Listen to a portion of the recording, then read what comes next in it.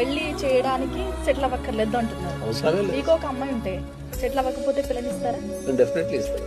ఏ ధైర్యంతో ఇస్తారు ఒక తండ్రిగా? కలిసి బతకడానికి ధైర్యం ఏముందండి? ఇప్పుడు మీకు సమాజం అంతా ఒక రాంగ్ వేలో పోతుంది. మీరు ఒక 100 కోట్లున్నోనికి వాడు 100 కోట్లు ఉన్నాయి, సరే వాడు ఏం చేస్తలేడు. ఒక 100 కోట్లు ఉన్నాయి, 100 కోట్లున్న ఒక వ్యక్తికి మీరు పిల్లనిచ్చి పెళ్లి చేశారు. పెళ్లి టైంలో 100 కోట్లు ఉన్నాయి అనుకుందాం. రేపు తర్వాత ఒక 1 year 2 years ఏదైనా బిజినెస్ లో వచ్చి లాస్ వచ్చి వాడు జీరోకి వస్తే, అయ్యో నీ 100 కోట్లు వెళ్ళిపోయినాయి, నా పిల్లని తీసుకొని పోతా అంటావా? ఏంది నువ్వు అంటావా? అంటావా? ఎవరైనా సమాజం మరి మరి మరి మీరు ఏం చెప్తున్నారు సమాజానికి? ఈ సమాజానికి ఏం చెప్తున్నారు మీరు? ఆడపిల్లలకైనా మగ పిల్లలకైనా నేర్పాల్సింది ఏంది?